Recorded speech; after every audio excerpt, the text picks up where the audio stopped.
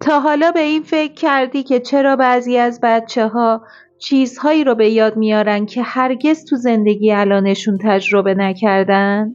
مثل اسم مکان‌ها یا خاطره‌هایی که انگار از گذشته دیگه‌ای میاد. اینجاست که تئوری تناسخ میگه فقط قبل اینکه راز خاطره‌های تناسخ رو بشنوی و پرده از زندگی گذشته برداری، این ویدیو رو تا آخر نگاه کن. بریم سراغ تئوری تناسخ. تناسخ میگه روح انسان بعد مرگ از بین نمیره، بلکه دوباره توی یه بدن جدید متولد میشه. روح برای یادگیری، تکامل و جبران به دنیا برمیگرده. این همون قانون کارماست که هر کاری که توی زندگی الانت بکنی اثرش به زندگی بعدیت هم منتقل میشه. تا حالا برات پیش اومده که از کنار شخصی رد بشی که توی عمرت اصلا ندیدیش، ولی احساس میکنی که چهرهش برای تو خیلی آشناست، فکر میکنی یه جا اونو دیدی و میشناسیش؟ یا تا حالا دقت کردی از چیزهایی میترسی و وحشت داری که اصلا به زندگی الانت مربوط نمیشه؟ یا حس آشناییت با مکانی که هیچ وقت اونجا نبودی اما اون مکان برای تو خیلی آشناست؟ اینجاست که روح تو یه سری از آگاهی ها رو از زندگی قبلیش با خودش به زندگی جدیدش آورده. برای اثبات این موضوع میریم سراغ پرونده رایان هامونز که مربوط به دهه 2010. رایان هامونز سال 2004 توی یه خانواده آمریکایی به دنیا اومد و از سن 4 سالگی شروع به صحبت کردن درباره زندگی گذشته‌اش کرد و میگفت مامان، بابا، من رایان نیستم، من مارتینم. اما خانواده‌اش حرفاشو جدی نمی گرفتند و اینا رو حساب تخیل داستانیش میذاشتند. اما حرفهای رایان فراتر از شیطنت‌های کودکانه و داستان سرایی بود. اون درباره چیزهایی حرف میزد و جزئیاتی رو میگفت که از ذهن یه پسر بچه 4 ساله بر نمی اومد. اون به خانواده‌اش میگفت که توی هالیوود زندگی میکرده و اسم هنریش مارتین بوده. تو اواخر قرن 20 به آمریکا مهاجرت کرده و توی یه سری از فیلم‌ها نقش‌های بدون دیالوگ داشته و بعد موندگاریش توی لس آنجلس یه تالنت شو میسازه که هدفش پیدا کردن استعدادهای بازیگری و هنری بوده. رایان 4 ساله ما از خونه بزرگ استخدارش میگفت از اینکه 4 بار ازدواج کرده، یه دختر بیولوژیک و 5 فرزند خونده از همسرای مختلفش داره. 25 دسامبر 1964 هم زمانی که 61 ساله بوده به خاطر خونریزی مغزی دار فانی رو ودا گفته. این نکات ریز باعث شد مادر رایان برای پیدا کردن حقیقت سراغ کتاب‌های قدیمی هالیوود بره و موقع ورق زدن یک کتاب قدیمی از سینمای هالیوود رایان یک دفعه چشاش برق میزنه و بلند میگه مامان، این منم، مارتین. بله، مادر رایان اینجا تصمیم میگیره که رایان رو به یه متخصص معروف کودکان معرفی کنه. بله، دکتر جیم تاکر. دکتر تاکر و تیم تحقیقش بعد بررسی صحبت‌های رایان و عکس‌های اون دوره صحت اطلاعات حرف‌های کودک رو تایید میکنه و خانواده رایان تصمیم میگیرن برای کشف این حقیقت به کالیفرنیا سفر کنن. اول سراغ خونه‌ای رفتن که رایان دربارش حرف زده بود. تموم نشونه های خونه درست و بدون نقص بود، از متراژ خونه، داشتن استخر، حتی موقعیت مکانیش داخل خیابون. اما نکته جالبش اینجاست وقتی که به اون خیابون رسیدن رایان خودش ناخودآگاه میره و جلوی در خونه خودش میسته و احساس میکنه که فقط به اینجا تعلق داره. رایان و خانواده‌اش با دختر واقعی مارتین هم ملاقات کردند. بله، دختری که زمان مرگ مارتین فقط 8 ساله بوده اما الان یه خانوم 57 ساله شده بود که روبروی پدری نشسته بود که توی حیات جدیدش فقط 4 ساله بود. نگاه‌های شگفت زده این دو به هم گره خورده بود و صحنه بسیار جالبی رو به وجود آورده بود.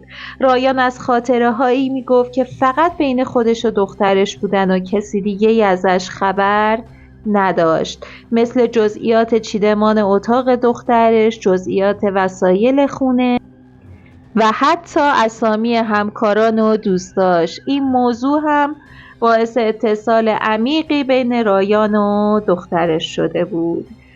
بعد این اتصال با گذشته رایان کوچولو قصه ما و بعد گذشت سالها که کم کم بزرگتر میشه به زندگی عادیش ادامه میده و حرف زدن درباره خاطرات گذشته رو کاهش میده. و الان که ما توی سال 2026 هستیم و داریم درباره زندگی رایان هامون صحبت میکنیم، رایان قصه ما یه جوون 22 ساله است که داره به زندگی عادی خودش ادامه میده.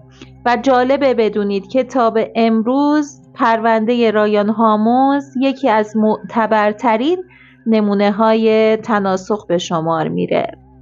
خب بریم مورد دوم. بله، دوروتی ایدی در اوایل قرن 20 توی انگلیس به دنیا اومد و توی 3 سالگی از پله ها سقوط میکنه و برای چند دقیقه مرگ بالینی رو تجربه میکنه. وقتی به هوش میاد شخصیتش تغییر میکنه و ادعا میکنه که توی زندگی گذشتهش توی مصر باستان زندگی میکرده و خدمتکار معبد فرعون ستی اول بوده و اسم قبلیش هم بنت رشد بوده که عاشق فرعون شده و به خاطر این عشق خودکشی کرده. دوروتی توی 3 سالگی بدون هیچ آموزش قبلی خط هیروگلیف رو میفهمید و نقشه معبد آبیدوس رو از حفظ میکشید. اما از این جریانای کودکی چند سالی میگذره و سال 1930 زمانی که دوروتی ایدی 26 ساله شده بود تصمیم میگیره همراه خانواده‌اش به مصر سفر کنه و به اونا ثابت کنه که هر چیزی رو که از گذشته‌اش گفته واقعیت بوده.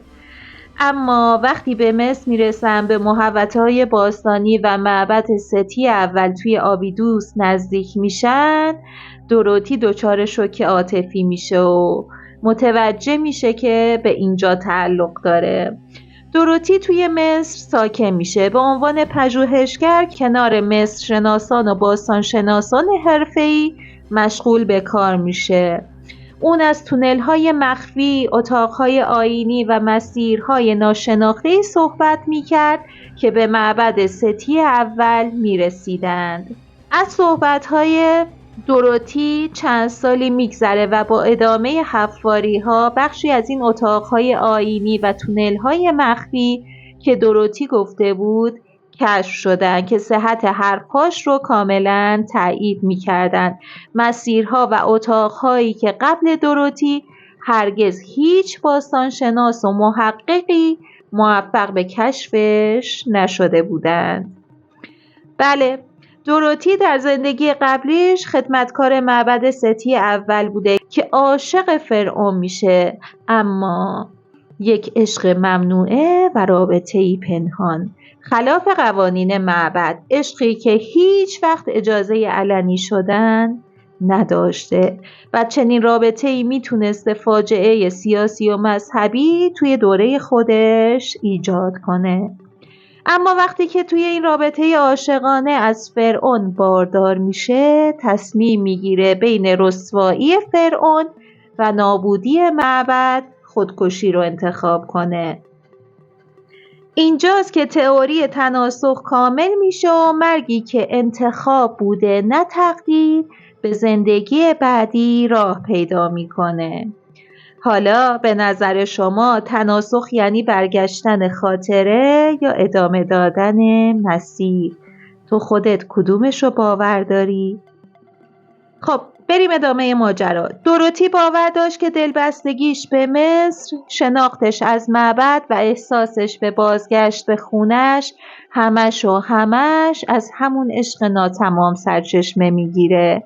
بعد خودکشی بنت رشد جسدش رو به طور پنهانی توی بیابانهای آبیدوز به خاک سپرده بودن و رشد هیچ نشون یا سنگی از محل دفنش نداشت. دوروتی بعد موندگاریش توی مصر با یه مرد مصری ازدواج میکنه و بعد ازدواج اسمش رو به امستی تغییر میده و ثمره ازدواجش هم یه پسر بوده که به عشق فرعون اسمش رو ستی میذاره که البته این ازدواجم به خاطر شدت علاقه و تعصب دوروتی به فرعون و قوانین مصر باستان به جدایی منجر میشه. اما ستی یا همون دوروتی قصه ما به زندگیش توی مصر ادامه میده تا اینکه سال 1981 توی سن 77 سالگی از دنیا میره و پیکرش رو توی شهر آبیدوس، جایی که همیشه باور داشت که به اونجا تعلق داره، دفن میکنن. دوروتی یا امستی قصه ما نمونه بارزی از داستان تناسخه که برای وفاداری به یه خاطره ناتمام تا پایان عمرش توی مصر زندگی میکنه. حالا اگر تو عاشق سفر روح و داستانهای تناسخی و این ویدیو رو تا آخرش نگاه کردی و همراه من بودی، حتما کانال رو سابسکرایب کن تا ویدیوهای بعدی ما رو از دست ندی. اوقات بکام. خدا نگهدار.